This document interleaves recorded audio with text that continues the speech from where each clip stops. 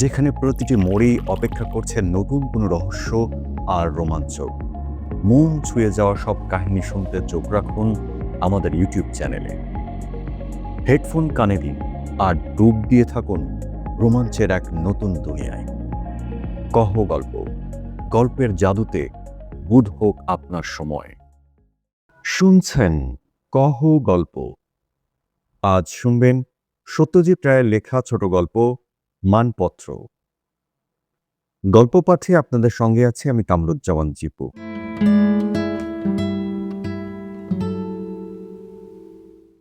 শতদল সংস্থার সেক্রেটারি প্রণবেশ দত্ত বিস্ফোরক সংবাদটি ঘোষণা করবার পর উপস্থিত সদস্যদের মুখ দিয়ে প্রায় 1 মিনিট কোনো কথা বেরোলো না।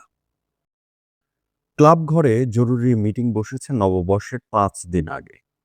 মিটিংয়ের উদ্দেশ্য প্রণবেশ জানায়নি কাউকে, কেবল বলেছে আজ সকলের আশা চাই, কারণ সংকটময় মুহূর্ত সমুপস্থিত।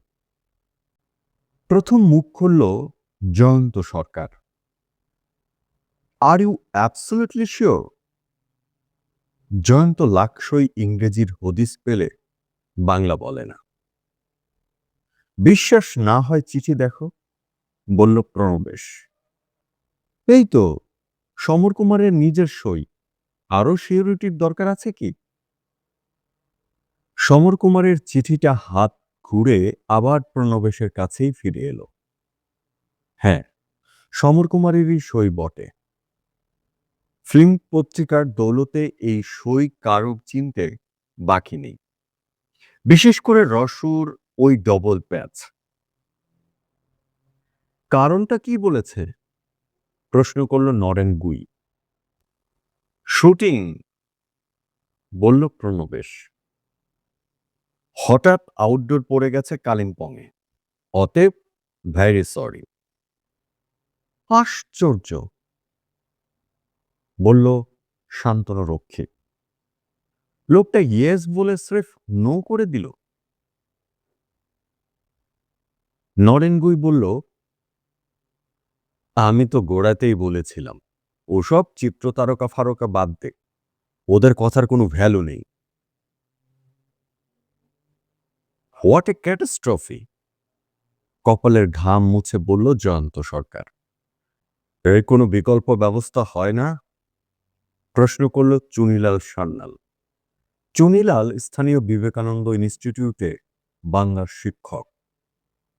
এই লাস্ট মুমেন্টে আর কি বিকল্প ব্যবস্থা আশা করছো চুনিদা? বলল সেক্রেটারি প্রণবেশ। আর আমি তো চুপচাপ বসে নেই, এর মধ্যে 2বার ট্রাঙ্ক কল করেছি কলকাতায়। নিমুর সঙ্গে কথা হয়েছে, বললাম গাইয়ে বাজিয়ে নাচিয়ে খেলুড়ে যা হয় একটা ধর। সম্বর্ধনা অ্যানাউন্স করা হয়ে গেছে, মানপত্র লেখা হয়ে গেছে। সম্বর্ধনা আমাদের 10 বছরের ট্র্যাডিশন, ওটা ছাড়া ফাংশন হবে না। নিমু বলল নো চান্স। এক কলকাতাতেই 7-7টা সংস্থা সম্বর্ধনার আয়োজন করেছে, ক্যান্ডিডেটের চয়েস তো বেশি নেই। নামকরা যে কজন আছে সবাই এঙ্গেজড। পল্টু ব্যানার্জিকে তো একদিন 2 জায়গায় সম্বর্ধনা নিতে হচ্ছে, তাও একই শহরে বলে পারছে। শ্যামল সোম, রজত মান্না, হরবিলাস গুপ্ত, দেবরাজ সাহা সব বেটাকে এক ধার থেকে কোনো না কোনো ক্লাব বুক করে রেখেছে। তুমি যে মানপত্রের কথা বললেন ইন্দ্রনাথ রায়, যিনি এখানে সকলের বয়োজ্যেষ্ঠ। সমর কুমারের জন্য যে মানপত্র লেখা হয়েছে সেটা তুমি অন্যের ঘাড়ে চাপাবে কি করে? আপনি বোধহয় মানপত্রটা দেখেননি ইন্দ্রনাথ দা, বলল প্রণবেশ। না, দেখিনি। তাই ওই ওর কোথাও ফিল্ম স্টার বা ফিল্মের কোনো কথা নেই। অ্যাড্রেস করা হয়েছে হে সুধি বলে। সুধি তো এনিওয়ান হতে পারে। দেখি মানপত্রটা। দেরাজ থেকে একটা পুরো পাকানো কাগজ বার করে সেটা ইন্দ্রনাথ রায়ের হাতে দিয়ে দিল প্রণবেশ। এটা লিখতে মনতোষের ঝাড়া ৭ দিন লেগেছে। ভাষাটাও বেশি জমিদার। চুনিলাল খুব করে একটা কাশি দিয়ে তার অস্তিত্বটা জানান দিল। তোমার প্রতি চাহি আমাদের বিস্ময়ের সীমা নাই। এ কি? এ কি? এ যে চেনা চেনা মনে হচ্ছে। পাকানো কাগজটা খুলে ধরেছেন ইন্দ্রনাথ। তার কপালে খাজ, দৃষ্টি চুনিলালের দিকে। তা তা তো হবেই, বলল চুনিলাল। রবীন্দ্র জয়ন্তীতে উৎসব কমিটির পক্ষ থেকে স্যার জগদীশ বোস কবিগুরুকে অভিনন্দন জানিয়েছিলেন। ভাষাটা শরৎচন্দ্রের। এটা তার প্রথম লাইন। সে লাইনটা তুমি বেমালুম লাগিয়ে দিলে। কোটেশনে আপত্তি কিসের ইন্দ্রদা? এ তো বিখ্যাত পংক্তি। শিক্ষিত বাঙালি মাত্রই চিনবে। এর চেয়ে ভালো ধর্তায় হয় না। আর কটা কোটেশন আছে এতে।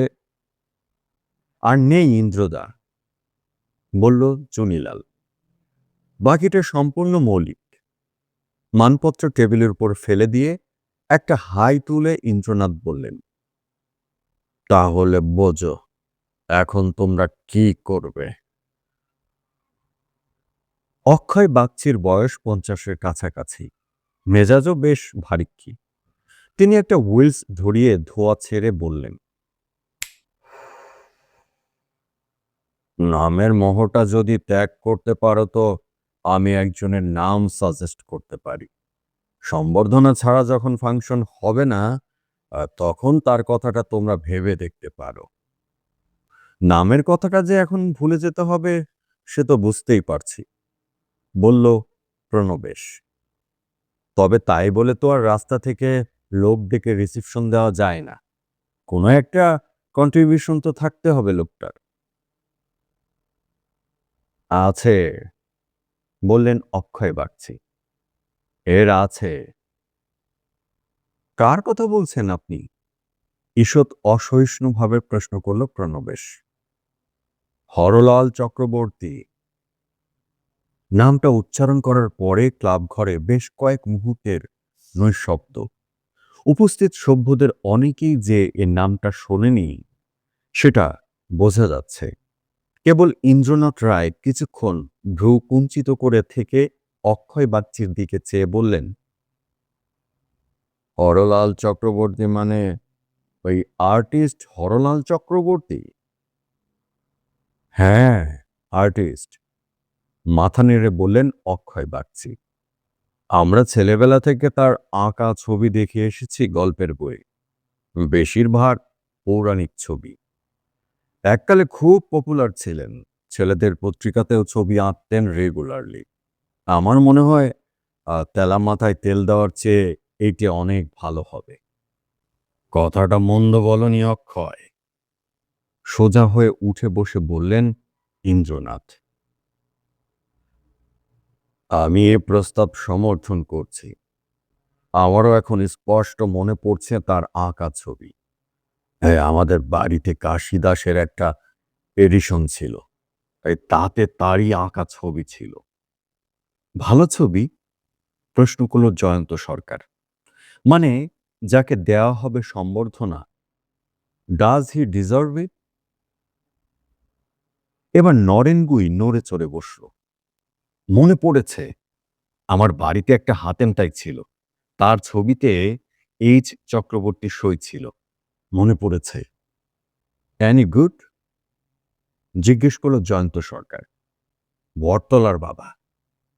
কথাটা বলে নরেন গুই ঘর থেকে বেরিয়ে গেল।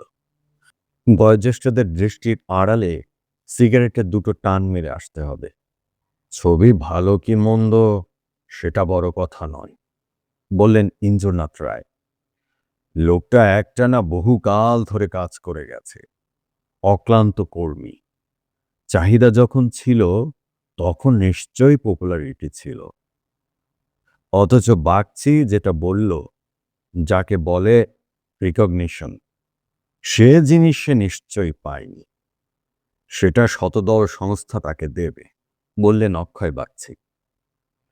আর সুবিধের কথা, সেই শহরেরই লোক, তার জন্য কলকাতা ছুটোছুটি করতে হবে না। আরে বাস, বলল প্রণবেশ, এটা তো জানা ছিল না। তথ্যটা উপস্থিত সকলের কাছে নতুন বলে ক্লাব ঘরে একটা গুঞ্জন শুরু হয়ে গেছে। কিন্তু তিনি কোথায় থাকেন? প্রণবেশ অক্ষয় বাগচির দিকে জিজ্ঞাসু দৃষ্টি দিল। আমি জানি, বললেন বাগচি। কুমোরপাড়ার শেষ মাথায় যেখানে রাস্তা দুভাগ হয়ে গেছে, আর সেটা ধরে বায়ে কিছু দূর গেলেই মন্মথ ডাক্তারের বাড়ি। তিনি একবার বলেছিলেন হরলাল চক্রবর্তী তার প্রতিবেশী। আপনি তাকে চেনেন, হরলালকে?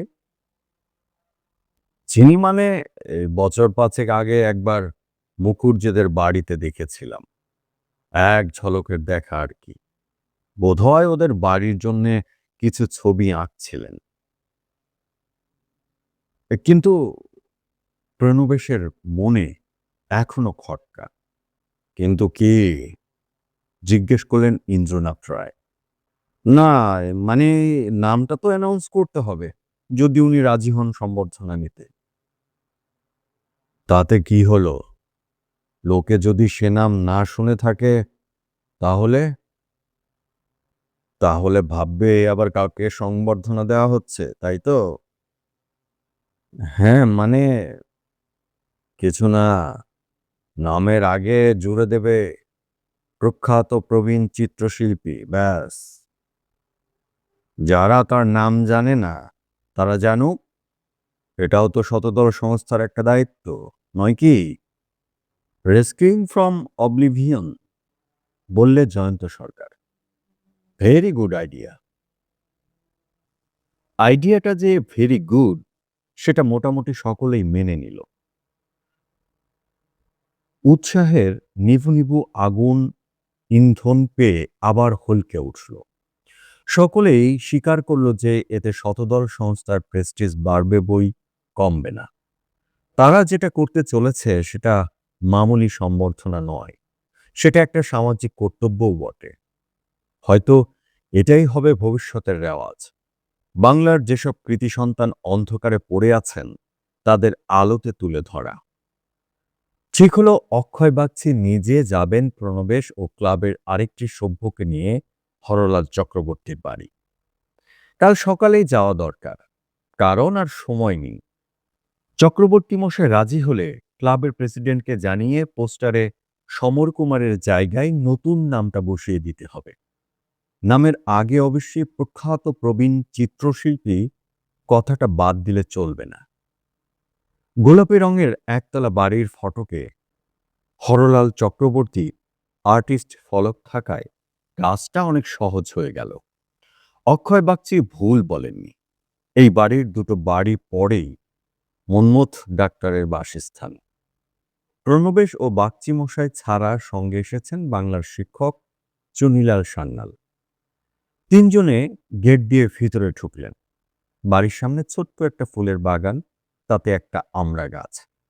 পরিবেশ ছিমছাম হলেও সচ্ছলতার কোনো পরিচয় নেই। বোঝাই যাচ্ছে হরলাল চক্রবর্তীর ভাগ্যে যে শুধু খ্যাতেই জোটেনি তা নয়, অর্থ উপার্জনের ব্যাপারেও তিনি তেমন সুবিধে করতে পারেননি। দরজার টোকা দেবার আর দরকার হলো না, কারণ পক্ক গোঁফ বিশিষ্ট চশমা পরিহিত এক ভদ্রলোক হয়তো জানালা দিয়ে আগন্তুকদের দেখেই দরজা খুলে বেরিয়ে এলেন। পরনে লুঙ্গি করে পরা ধুতির উপর লম্বা হাতা জালিদারের গেঞ্জি। অক্ষয় বাগচি নমস্কার করে এগিয়ে গিয়ে বললেন, আপনার বোধহয় মনে নেই, বছর ৫-৭ আগে ধরণী মুখুজ্জের বাড়িতে একবার আপনার সঙ্গে সামান্য আলাপ হয়েছিল। ও, এই একটা গিয়ে মানে এই কথা ছিল আপনার সঙ্গে, বলল প্রণবেশ। একটু বসা যায় কি? আসুন না। দরজা দিয়ে ঢুকেই বায়ে বৈঠকখানা। কিছু বাঁধানো পেন্টিং, তাতে ইংরেজিতে এইচ চক্রবর্তী সই সুস্পষ্ট। এছাড়া অনাড়ম্বর পরিবেশ। তক্তপোষ ও কাঠের চেয়ার মিলিয়ে সকলেরই বসার জায়গা হয়ে গেল। আমরা আসছি শতদল সংস্থার পক্ষ থেকে, বলল প্রণবেশ। শতদল সংস্থা? আগে হ্যাঁ, একটা ক্লাব, এখানের খুব নামকরা ক্লাব। বরদাবাবু, বরদা মজুমদার, এমএলএ, আমাদের প্রেসিডেন্ট। ও, আমরা প্রতি বছর পয়লা বৈশাখ একটা ফাংশন করি, একটু গান বাজনা হয়, একটা একাঙ্ক নাটিকা, আর তার সঙ্গে বাংলা সংস্কৃতির ব্যাপারে যার কিছু অবদান আছে এমন একজনকে আমরা সম্বর্ধনা দিই। এবার আপনার কথাটাই মনে পড়ল। আপনি আমাদের শহরের লোক, অথচ মানে তেমন করে তো কেউ আপনাকে চেনে না। হুম, পয়লা বৈশাখ? আগে হ্যাঁ, সে তো আর মাত্র ৪ দিন। হ্যাঁ, মানে একটু লেট হয়ে গেল। কতগুলো প্রণবেশ গলা খাঁকড়ে নিল। অসুবিধা ছিল। বুঝলাম। তা সম্বর্ধনা মানে? কিছুই না। এই ৬টা নাগাদ আমরা এসে আপনাকে নিয়ে যাব গাড়িতে করে। সন্ধ্যা ৬টা। আপনার আইটেমটা একদম শেষে। আপনাকে একটা মানপত্র দেওয়া হবে। ইনি মিস্টার বাগচি।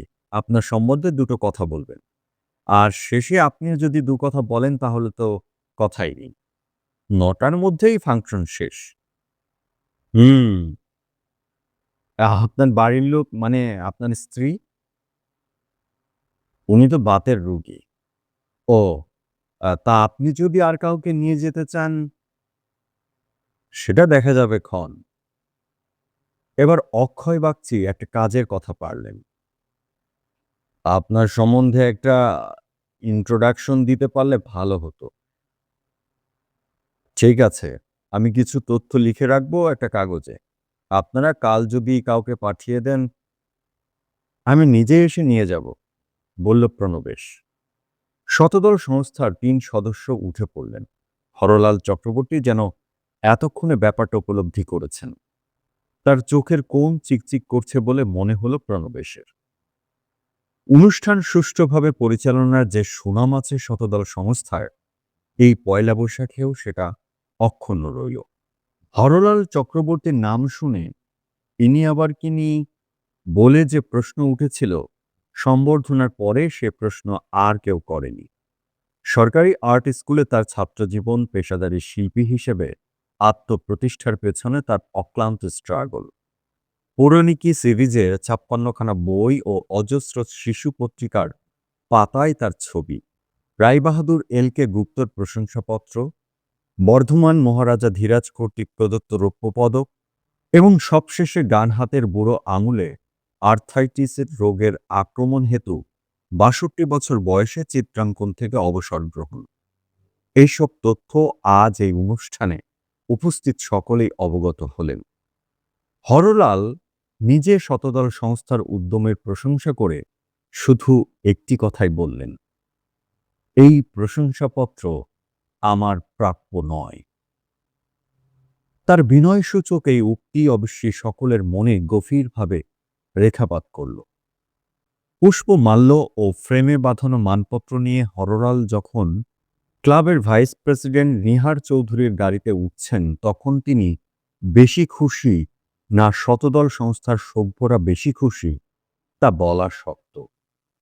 শেষ কথা বললেন ইন্দ্রনাথ রায়। আগামী বছরের সম্বর্ধনা তোমরা বাগচিকে দিও প্রণবেশ ভায়া, সেই তো ক্লাবের মানটা বাঁচালো। পরদিন সকালে সংস্থার অফিসে একটি লোক এসে সেক্রেটারির নামে একটি মোড়ক দিয়ে গেল। প্রণবেশ মোড়কটা খুলে ভারী অবাক হয়ে দেখল তাতে রয়েছে হরলাল চক্রবর্তীর মানপত্র। সঙ্গের চিঠির রহস্য উদ্ঘাটন করবে মনে করে সেটি খুলে প্রণবেশ যা পড়ল তা হলো এই: শতদল সংস্থার সেক্রেটারি মহাশয় সমীপে সবিনয় নিবেদন। সেদিন আপনাদের কথায় মনে হয়েছিল আপনারা নেহাত বিপাকে পড়ে হরলাল চক্রবর্তীকে সংবর্ধনা দেবার সিদ্ধান্ত নিয়েছেন। আপনাদের ত্রাণকর্তার ভূমিকা পালন করতে পেরে আমি পুলক বোধ করছি। তবে মানপত্রটি ফেরত দিতে বাধ্য হলাম। তার কারণ, প্রথমত পড়ে দেখলাম যে নাম ও তারিখ বদল করে এটি আপনারা স্বচ্ছন্দে আগামী বছর কাজে লাগাতে পারবেন। দ্বিতীয়ত, এই মানপত্র সত্যিই আমার প্রাপ্য নয়। চিত্রশিল্পী হরলাল চক্রবর্তী আজ ৩ বছর হল এই শহরেই দেহ রক্ষা করেছেন। তিনি ছিলেন আমার দাদা। আমি কাঁথিতে পোস্ট অফিসের সামান্য কর্মচারী। এখানে এসেছিলাম ৭ দিনের ছুটিতে। ইতি ভবদীয় রসিকলাল চক্রবর্তী।